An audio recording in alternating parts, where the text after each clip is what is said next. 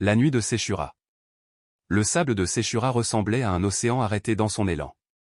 À midi, le soleil tombait comme un métal en fusion sur la terre immobile, et le vent, ce souffle venu du Pacifique, portait dans ses entrailles une fine poussière salée qui blanchissait tout, les pierres, les filets des pêcheurs, les grilles rouillées des maisons. Là, où le désert s'agenouille devant la mer, arriva le père Miguel Santana, porteur d'une petite valise, d'un bréviaire usé, d'une croix de bois et, soigneusement enveloppée entre deux linges, d'un petit tableau de la Vierge de Guadalupe qu'il gardait depuis son ordination. Il n'était pas plus grand qu'une main ouverte, mais pour lui, c'était le cœur de tout voyage, premier à être rangé, dernier à sortir. Il avait été envoyé là, comme tant d'autres missionnaires avant lui, pour accompagner la modeste communauté de San Pedro de Séchura, disait la lettre de la paroisse.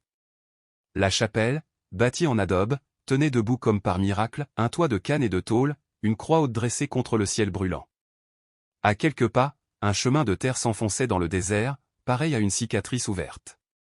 Plus loin encore, les dunes s'étiraient comme des vagues figées, les buissons secs, les épines, les racines tordues semblaient témoigner d'une obstination à survivre là où presque rien ne vit. Un vieux pêcheur lui tendit une gourde d'eau en disant : « Ici, Padre, Dieu parle tout bas. Si on n'apprend pas à écouter, on n'entend rien. » Les premiers jours, le père Miguel marcha lentement, apprenant les noms et les visages. Il rencontra des familles de pêcheurs, des artisans tissant des nattes de totora, des femmes vendant du pain et des fruits venus de loin. Les enfants couraient pieds nus, le saluaient à demi, entre curiosité et pudeur. Dans la chapelle, il trouva un tabernacle simple et des bancs de bois lustrés par les ans.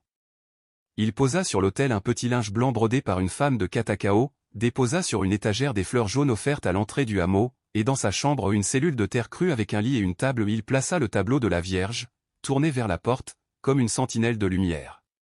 Le soir, la brume marine glissait parfois sur la plaine de sable comme un drap transparent.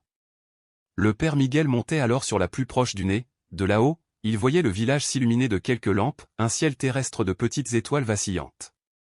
Il priait pour chaque maison, pour les malades, pour les pêcheurs qui reviendraient de nuit, et remerciait silencieusement d'être là, dans ce lieu où la foi était fragile mais fidèle, comme une flamme protégée entre deux mains. Un dimanche, après la messe, une femme s'approcha, serrant son enfant contre elle. Ses yeux, larges et sombres, respiraient la peur. Le petit brûlait de fièvre depuis des jours, le poste de santé n'avait plus de remède, et les voisins murmuraient qu'une ombre mauvaise rôdait. Le père Miguel fit simplement le signe de croix et pria lentement. Un jeune homme apporta de l'eau fraîche, une autre femme tendit une couverture. Il n'y eut pas de miracle éclatant, aucune lumière, aucune voix. Mais l'enfant finit par s'endormir, et la mère pleura, non de désespoir, mais de soulagement. Cette nuit-là, le père écrivit dans son carnet. Ici, la douleur ne crie pas. Elle murmure. Les jours suivants, les rumeurs se mirent à courir plus vite que le vent, on disait que les scorpions se multipliaient, qu'ils se glissaient sous les pierres brûlantes, dans les toits de chaume, qu'une mule avait été piquée et était morte avant d'atteindre le puits. Les habitants savaient se protéger, ils secouaient leurs vêtements, frappaient le sol avant de s'asseoir, mais le peur, quand elle s'installe, fouille tout avec ses propres doigts. Une nuit sans lune, le désert semblait cru, à vif.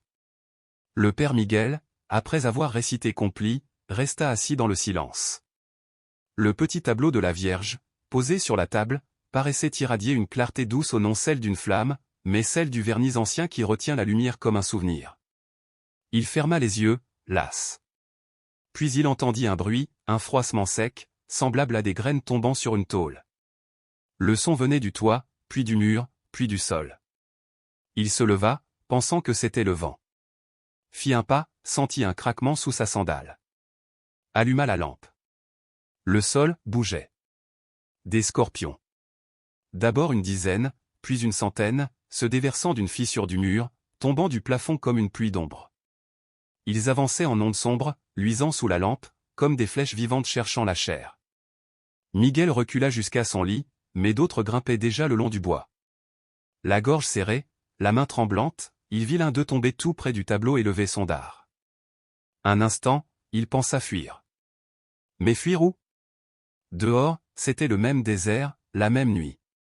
Alors, d'une voix étranglée, sortie de quelque part plus profond que la peur, il murmura. « Sainte Mère, ne me laisse pas seul. » Aucune demande de miracle, aucune promesse, juste la prière nue d'un enfant dans l'obscurité. Les scorpions continuaient d'avancer. Miguel, presque malgré lui, tira le petit cadre vers le centre de la table. C'est alors que se produisit le premier signe. Le vert trouble du cadre sembla recueillir la lumière et la retenir. La flamme de la lampe vacilla, puis s'éteignit sous un souffle venu d'on ne sait où. Mais le visage de la Vierge ne s'obscurcit pas. La clarté demeura faible, humble, mais réelle. Le manteau vert-bleu de la Guadalupana paraissait habiter une profondeur, comme si un ciel tranquille respirait à l'intérieur. Autour de lui, les scorpions formaient un cercle immobile. Le père Miguel dit alors à haute voix. Sainte Marie de Guadalupe, mère du vrai Dieu pour qui nous vivons. Ces mots, hérités de Juan Diego et des catéchismes de son enfance, lui revinrent naturellement. Et à mesure qu'il les prononçait, les scorpions se figèrent, hésitants, comme suspendus dans un temps différent. Le plus grand, noir au reflet d'encre, abaissa lentement son dard. Ce geste infime remplit la pièce d'une attente nouvelle. La lampe était morte, mais la lumière du tableau suffisait à révéler ce qu'il fallait, la table, le mur, la fente d'où tout était sorti, la silhouette calme du prêtre, debout entre la peur et la foi. Sous ton manteau nous cherchons refuge, Sainte Mère de Dieu. Prononça-t-il encore, la paume tendue devant la procession. Il ne récitait pas une formule, il laissait monter une mémoire. Il n'y a pas d'exorcisme contre la peur, seulement la confiance. Alors survint le second signe. Du large, le vent tourna. Une brise fraîche, chargée d'odeur de sel, s'insinua par le toit et descendit comme un voile. Le petit tableau sembla respirer. La lumière ne s'intensifia pas, elle se fit plus nette, plus pure, comme si elle clarifiait l'air lui-même. Le père sentit le froid sur son front, la sueur quitter sa peau, et un apaisement naître dans sa poitrine. Et les scorpions, créatures de sable et d'ombre, commencèrent à reculer. D'abord un, puis deux, puis des groupes entiers. Lentement, comme si la nuit leur ordonnait le repos. Le grand, celui qui commandait la marche, replia son dard, tourna vers la fissure, et s'y engagea, suivi des autres. Le bruit sur le sol changea de ton, on eût dit la pluie qui s'éloigne. Miguel ne bougea pas, ne chercha pas à écraser, ne triompha pas. Il pria encore. Marie de Guadalupe, ne détourne pas ton regard de moi. Il savait que cette victoire n'était pas la sienne. C'était celle du silence. Aucune bataille, aucun cri. Juste la paix fragile qu'il fallait protéger, comme on protège le sommeil d'un enfant. Dehors, deux voisins, éveillés par le chien, frappèrent doucement à la porte. Padrecito, tout va bien? Pas de réponse. Ils hésitèrent, mais n'osèrent pas entrer. Ils sentaient que ce qui se passait là-dedans n'appartenait pas au monde ordinaire. La femme d'un accent grave côté, tenant une bougie et un vase d'eau, chuchota. Sainte Mère, veille sur nous tous. Et le silence continua d'œuvrer. À l'intérieur, la marée des scorpions se retirait entièrement. Le dernier, le grand, s'arrêta un instant devant le cadre, baissa son dard jusqu'à frôler le bois, puis disparut dans la fissure. La lumière du tableau suffit encore à éclairer la pièce, désormais paisible. Miguel regarda ses mains, elles tremblaient, mais son cœur, non. Il murmura simplement. Merci, mère. La brise du Pacifique rafraîchit la chambre. Le père ne sut combien de temps il resta debout ainsi, le tableau devant lui, attendant que le monde respire à nouveau. Quand il ouvrit enfin la porte, l'air de dehors était humide et pur. Les deux voisins reculèrent, étonnés de cette fraîcheur au cœur de la nuit brûlante. « Père, demanda l'un, que s'est-il passé ?» Miguel sourit, épuisé. « Entrons. Remercions simplement. » Ils allumèrent la bougie que la femme tenait, et marchèrent jusqu'à la chapelle. Le sable crissait sous leurs pas. Le désert, apaisé, ressemblait à un animal fatigué qui vient de s'endormir. Le vent du large soufflait doucement, joueur, comme s'il bénissait leur chemin. Dans la petite église, le père déposa le tableau sur l'autel. Non pas comme un talisman, mais comme on pose une photo chère au centre d'une table familiale.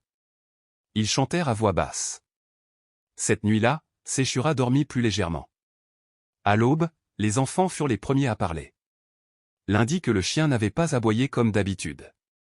Un autre affirma avoir vu une lueur dans la fenêtre du prêtre. Les femmes, en balayant le patio, remarquèrent moins de traces d'insectes. Les hommes, préparant les filets, dirent que la brise s'était levée plus tôt. Personne ne chercha à prouver quoi que ce soit. Le désert ne donne pas de preuves, il donne des signes. Quand Miguel retourna dans sa chambre, la fissure du mur était toujours là aux blessures anciennes, mais propres. Il posa la main dessus, comme on touche un animal apprivoisé, et murmura. « Ne t'ouvre plus à ceux qui tuent. » Puis il écrivit dans son carnet. Nuit de Séchura. Il y eut la peur. Il y eut le silence. Il y eut la mer. Je ne demande pas à comprendre. Il rangea la plume, respira profondément, et sut alors qu'il ne repartirait pas.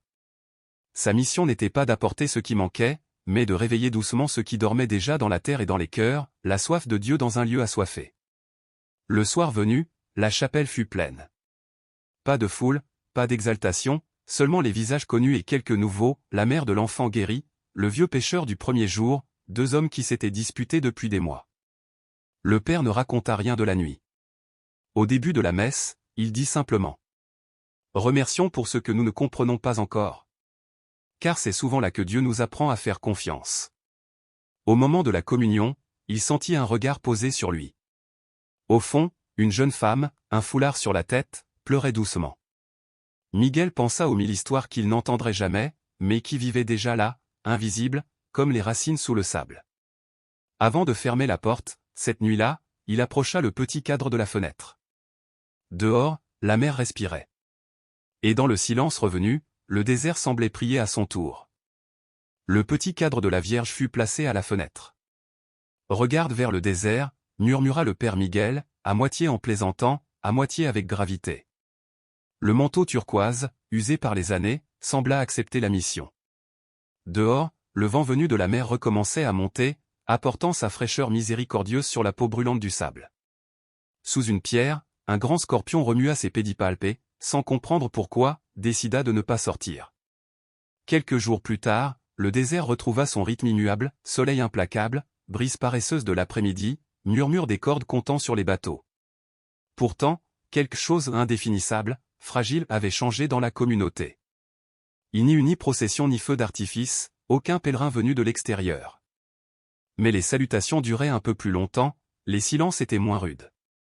Dans la petite chapelle, le banc du fond, jadis vide, ne l'était plus. Le père Miguel évitait de parler de miracles. Quand on lui demandait ce qui s'était passé la fameuse nuit des scorpions, il répondait simplement. « J'ai eu peur. J'ai prié, et la mer nous a protégés. » Il n'ajoutait rien. Il savait que trop de mots risquaient d'abîmer la délicatesse du mystère. Mais les signes continuaient à fleurir comme de petites tiges vertes dans la poussière. Une femme revint un matin, tenant son fils par la main. Cette fois, il n'avait plus de fièvre. Il dort, mon père, comme il n'avait plus dormi depuis des mois. Un artisan de Katakao raconta qu'il avait pu, pour la première fois depuis longtemps, tisser sans ressentir la douleur cuisante de son épaule. C'est peut-être le climat, hasarda quelqu'un. Peut-être, répondit l'homme. Mais c'est tout de même une grâce. Un jeune pêcheur, connu pour ses beuveries du samedi, apparut un dimanche matin à la messe, la chemise boutonnée jusqu'au col, les mains jointes. On apprit bientôt qu'il n'avait pas bu depuis plusieurs jours. Les sceptiques, bien sûr, ne manquaient pas. Don Ramiro, le gardien du puits, homme de peu de mots, aux mains toujours propres, murmura en sortant de la chapelle. Les scorpions n'obéissent pas au tableau, mais à leur instinct. Le père Miguel sourit. C'est vrai, dit-il. Mais parfois, l'instinct se calme quand quelqu'un prie. Ils ne discutèrent pas davantage. Ils se serrèrent la main avec respect. Ce même soir, Ramiro resta jusqu'à la fin de la messe. C'était la première fois depuis des années. Peu à peu, la rumeur de la « brise nocturne » qui avait rafraîchi la chambre du prêtre se propagea, portée de bouche en bouche comme une recette précieuse. On l'appelait l'air de la Vierge. Un enfant raconta que, couché sur le dos, il sentait la Vierge lui arranger la poitrine quand la toux le secouait trop fort.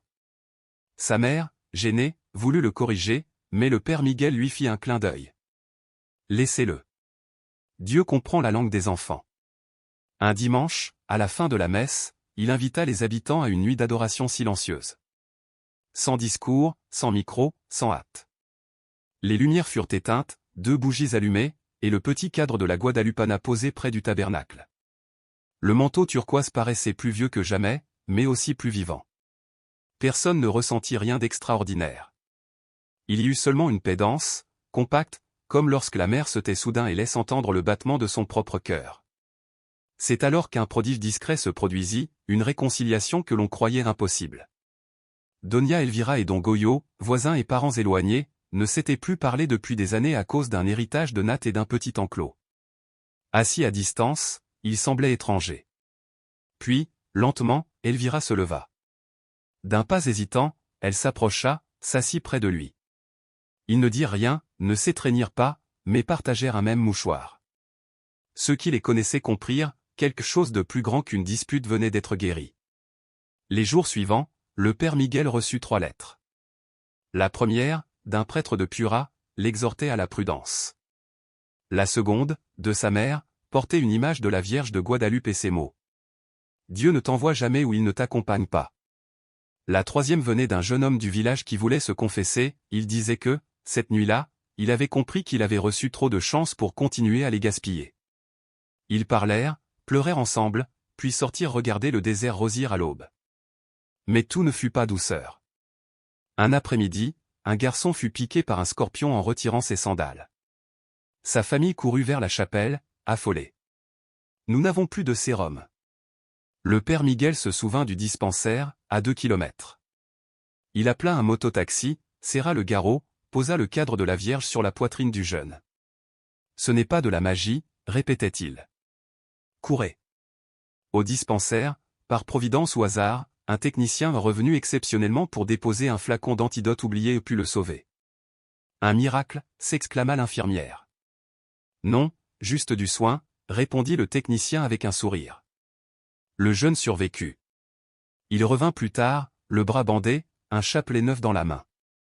Ce jour-là, tous comprirent, la foi ne remplace pas la responsabilité, elle la pousse en avant. Dès lors, le prêtre insista sur de petits gestes, secouer les couvertures, vérifier les sandales, boucher les fentes avec du torchis et de la chaux. La Vierge protège, mais elle nous apprend aussi à mieux vivre, disait-il. Les enfants en firent un jeu, chaque fissure comblée était une victoire contre le désert. La première muraille réparée fut celle de la chambre du prêtre, là où la vieille crevasse s'était ouverte. Quand les jeunes eurent fini, Miguel grava discrètement 3 lettres sur le mur, GMB. Qu'est-ce que ça veut dire, demanda quelqu'un. Gracia, Madre Bandita. La rumeur finit par atteindre un journaliste local. Il vint enregistrer l'histoire et prit une photo mal cadrée du petit cadre. Diriez-vous que c'est un miracle, demanda-t-il. Je dirais que c'est une miséricorde. Pourquoi ici?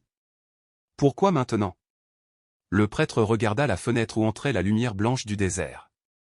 Parce que Dieu sait où ça fait mal, et où les mains manquent. Et parce que Marie marche là où on l'appelle. L'entrevue passa à la radio, presque inaperçue. Mais une vieille femme, à l'autre bout du village, en entendant cette phrase, se remit à venir à la messe. Elle répétait sur le chemin, la Vierge marche où on l'appelle. Comme on mâche un pain. Des mois plus tard, une lettre arriva de Chiclayo. Un homme racontait qu'il était passé par le village ce jour-là pour acheter des nattes. De retour chez lui, il avait décidé d'entrer dans une église pour la première fois depuis des années et de rester assis, simplement. Je ne sais pas comment l'expliquer, écrivait-il, mais j'ai senti qu'on ne me comptait plus le temps, ni la patience. On m'attendait, c'est tout. Il ajoutait qu'il avait cessé de boire les mardis, par respect pour une promesse. Pendant ce temps, la vie continuait avec ses épines. Une marée haute perturba la pêche, le vent du désert se fit plus dur. 2 jeunes se battirent après un match. Quelqu'un soupira. Et l'air de la Vierge, il est où maintenant? Le père posa une main sur son épaule. La grâce ne nous épargne pas le chemin. Elle marche avec nous pour qu'on ne se perde pas. Ils organisèrent des tours pour distribuer des vivres, réparer les toits, reboucher les fissures. Le père Miguel disait souvent. Les petites fidélités résistent mieux que le sable. À l'approche de la fête de la Vierge de Guadalupe, il proposa une célébration simple, une messe au crépuscule, suivie d'un chapelet en marchant jusqu'à la grande dune qu'ils appelaient « la mule endormie ». Ils préparèrent des fleurs de papier, des guitares, du pain et du café. Au soir, des lampes dans des bocaux scintillaient sur la dune comme des lucioles. Avant de partir, Miguel serra le cadre contre son cœur. Il pensa à Juan Diego, le pauvre Indien à qui la Vierge s'était montrée, et à tout ce qu'elle avait consolé depuis. Mère, enseigne-nous à garder sans retenir, à accompagner sans imposer, à faire confiance sans vouloir tout contrôler. Le chapelet s'égrena lentement. À chaque mystère, le vent changeait de ton, parfois coupant, parfois tiède, parfois traversé de ce souffle frais que tous appelaient désormais ton air. Au sommet de la dune, le prêtre invita à remercier pour 3 choses. Pour ce qu'on comprend. Pour ce qu'on ne comprend pas encore. Et pour ce qu'on ne comprendra jamais. Un silence tomba. Puis la petite fille, celle du miracle de la toube, leva la main. Et aussi pour les scorpions qui ne sont pas sortis. Les rires furent doux, comme une prière. Quelqu'un ajouta. Et pour ceux qui sont sortis sans piquer. Le désert resta immobile, comme s'il prenait note. Sur le chemin du retour, le père lut quelques lignes de son carnet. Il y eut la peur, le silence, la mer. Je ne demande pas à comprendre. Et plus loin. La mission n'est pas d'apporter la lumière de l'extérieur, mais d'apprendre à voir celle qui brûle déjà chez les autres. Chacun repartit en silence, portant ces mots comme des semences dans la poche. Les semaines passèrent. L'enfant guéri courait après un ballon vert. Le jeune abstinent réparait le quai. Elvira et Goyo partageaient leur mangue. Même Don Ramiro, l'ancien sceptique, aidait à reboucher les fissures des maisons. L'eau et les fissures, ça ne s'entend pas, disait-il. Un jour, il ajouta en riant. Je crois toujours que les scorpions obéissent à leur instinct. Mais ça ne me dérange plus que l'instinct ait peur d'une mère. Ils rirent ensemble. Peu après, une lettre arriva du Mexique, envoyée par son évêque. Accompagne avec discrétion, et laisse de la place à la gratitude. Puis une autre, d'un médecin de Piura, expliquait que le vent et la température pouvaient bien influencer les arachnides. Le père répondit. Merci pour la science. Et merci pour votre service aux pauvres, c'est aussi un miracle des mains de Dieu. Sur le mur réparé de sa chambre, la cicatrice du torchis séché dessinait une ligne claire. Un enfant demanda. On peut peindre une étoile dessus? Mieux vaut non, dit le père. Souviens-toi que la blessure a existé, et que la maison a tenu malgré tout. La dernière lettre qu'il reçut cette année-là venait de la vieille dame du village lointain. Elle écrivait d'une main tremblante. Depuis que j'ai entendu dire que la Vierge marche où on l'appelle, je laisse chaque nuit une chaise vide sur mon patio, au cas où elle voudrait s'asseoir un moment. Si elle vient, je la verrai. Si elle ne vient pas, je l'aurai quand même attendue. Le père referma la lettre lentement. Il comprit qu'il existait des âmes qui priaient mieux que lui. Un an après la nuit des scorpions, sans qu'aucune annonce n'ait été faite, le village tout entier se réunit. Chacun apporta quelque chose, du pain, du café, un poisson grillé. On posa le cadre sur une table recouverte d'un linge blanc. Il n'y eut pas de sermon. Le père demanda simplement 3 mots à chacun. Les voix murmurèrent. Merci. Pardon. J'apprends encore. J'ai eu peur. Je ne suis plus seul. Je respire. Je reviens. Pas d'applaudissements. Seulement des têtes inclinées. À la fin, un jeune s'approcha, prit le petit cadre entre ses mains et le porta vers la porte ouverte de la chapelle. Dehors, le désert n'était qu'une mer noire aux reflets bleus. Mère, regarde avec nous. Alors, ce vieillard pauvre et fidèle entra comme un invité connu. Le père Miguel remit le cadre à sa place, tourné vers l'entrée. Il s'assit, prit son carnet et écrivit la dernière ligne. Séchura. Le désert ne s'est pas changé en jardin. Mais nous avons appris à marcher sans oublier. Que la mer marche aussi. Et que, lorsque la peur grimpe au mur, elle nous prête son souffle. Il éteignit la lampe. La brise nocturne, comme toujours, arriva tard douce, patiente. Et il n'en fallut pas davantage.